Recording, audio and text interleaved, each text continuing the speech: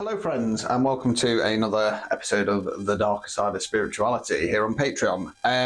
Today it's going to be a bit of a witchcraft one, and today I am focusing on Covens, and more importantly online Covens, because it kind of ties in with the episode about development groups and stuff like that in a way. So the first thing to say is that, yes, I am a witch, but I'm a solitary witch. I've never been part of a coven. I've never had any desire to be part of a coven. Reason being is that I'm a hedge witch, which ties into my spirituality side of things. Hedge witches have nothing to do with actual hedges, but it's to do with crossing over or hopping over the hedge between the two realities. I have recently been dubbed a bit of a chaos witch as well, I suppose. So there you go.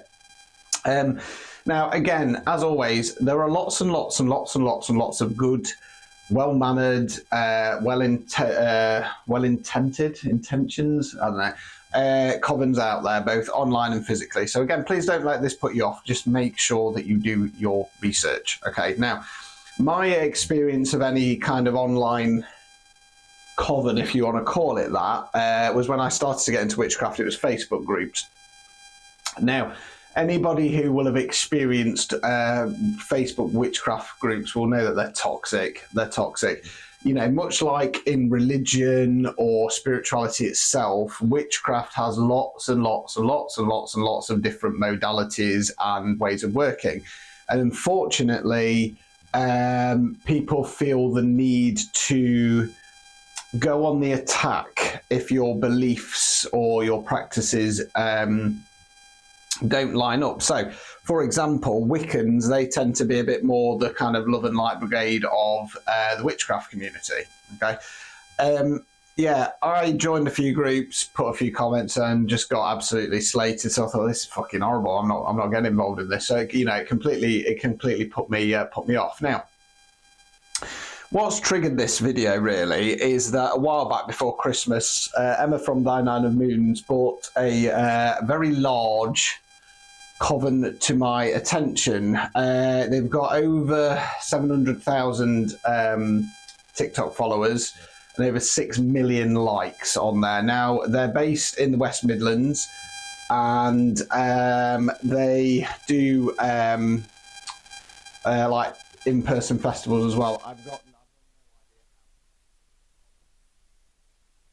on their local BBC radio station as well. Now, the reason why I wanted to highlight this coven is because of their practices. Now, as all of you should know by now, I preach duality, which is about balance. Now, let's be very, very crystal clear here. Duality is not about doing bad things at all. It's about standing your ground. Okay, so just to give you a quick example, as you should all know by now, the magic I do is defensive, it's not offensive.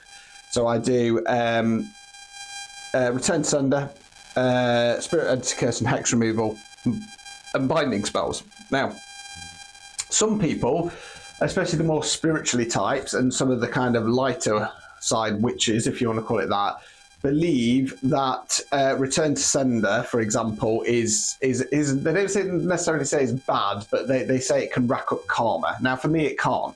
It can't. And as I've explained before, return to sender is basically about flinging the dog shit that your neighbours deliberately put in your garden back to whence it came. So how that can affect karma, I don't know. I don't believe it can. And I've never had any ramifications for doing return to sender. Okay, but some people believe it's bad, it's dark. It's not. A lot of witches don't have a problem with things like hexes, and that's their choice. But for me, hexes are a form of black magic. They sometimes call it baneful magic. And I think where the issue lies is sometimes things like return to sender and binding spells get classed as baneful magic. For me, they're not. Yeah. Now, everybody's got free will and choice. Like I've always said, you know, if somebody wants to be a devil worshipper, be a fucking devil worshipper, as long as you're not hurting other people. Now, I know that might sound a bit daft because it kind of interlinks that that's what devil worshippers want to do. But you can pray and worship and work with whoever you want. That's your choice. Okay. The issue that I have, especially with this coven, is if you go onto their TikTok, the amount of videos about putting hexes on people. Don't get me wrong, I try to manifest money. Anybody who knows my situation knows that I'm far from comfortable financially. So every day I do kind of money manifestations and affirmations and stuff like that. These people seem obsessed. Now, for me, you should not be openly teaching people black magic, and you shouldn't, because it's wrong. It's categorically wrong. Now, with the amount of dark energies that are swirling about at the moment, and they are, okay, people can deny it, but they are. The dark is triggered, really, really triggered, and it's running rife at the moment. It's trying to grab hold of whoever and whatever it can at the moment. To be openly teaching people, and the chances are with a kind of limited knowledge of these practices, is wrong. You know what I mean? You're going to have people running around racking up karma left, right and centre. Okay. Now, for me, I'm not overly bothered because, these fucking idiots are teaching people how to put X's on people. Then the victims are coming to me and I'll remove it. So, if anything, it's, you could say it's good for my business. I don't want it to be that way, but, I'm not bothered. The other point is, the kind of flip side of this is that they don't mention anything in their videos, from what I've seen, about intention. Magic does not work without intention. So the other thing that I believe that they are doing is that they're putting out this spell work, these kind of spells and hexes and stuff like that. And then when it doesn't work, it's a great opportunity to then upsell. Oh, well, you need to join our coven. You need to join our development group. You need to join this. You need to join that. And it's all about money. Now, if you stumble across said coven of, in their purple robes with their 700 plus thousand followers, how anybody can be drawn to these people is beyond me. They're vile. They're vile. Their energy stinks. Don't get me wrong, I swear a lot. I swear a lot. I've sworn a couple of times during this.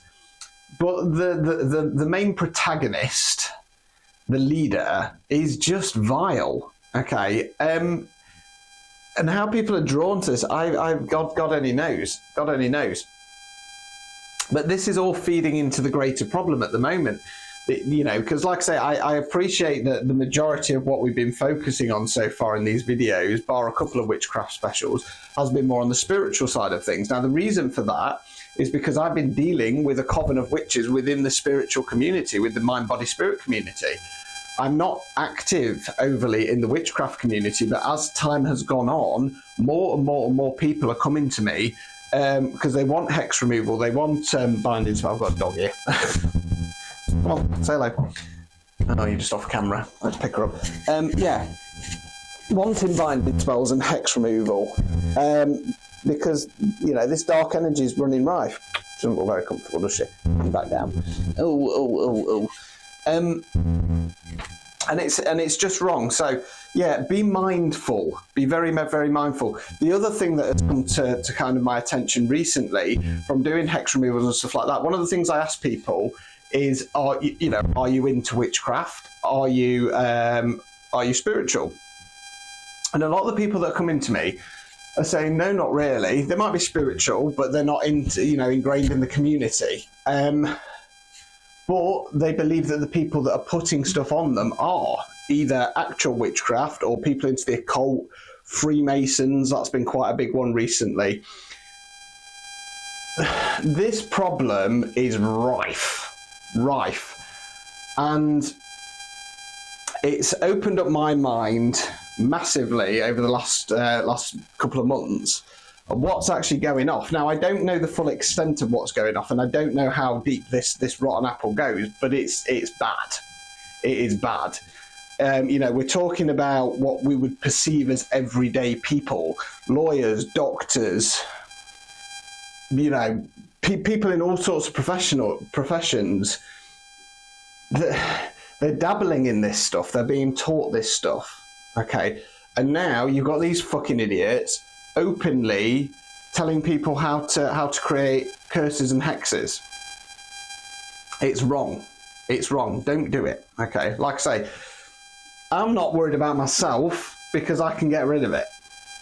You know what I mean? I've dealt with some very, very heavy black magic, death magic, and it continues. But I'm protected. Okay, I can fling it back, and I do every day. But be careful and mindful. So if you are tempted to do any of these practices, and you know, on TikTok I've had a few subscribers come to me saying that they've been, you know, dabbling about with the dark stuff. I said, no, don't fucking do it.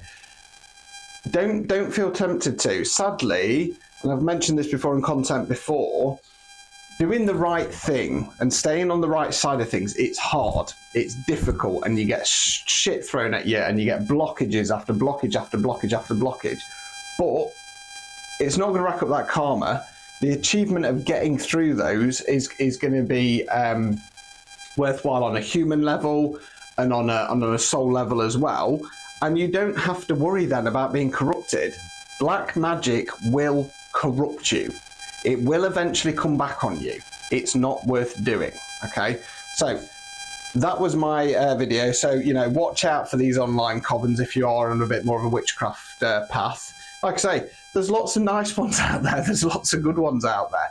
Don't be drawn into things. Don't go seeking revenge. As I always say, it's okay to push back and it's okay to stand your ground, but don't seek revenge, okay? Because it will backfire. Anyway, I'm going to leave it there. Just to remind you that the guys on the high banding, the Down the Rabbit Hole live sessions will be starting on February the 6th. So I will see you there. Ta-ta. For every wound, for every lie, the scales of justice shall reply. No curse I cast, no harm I send, only balance in the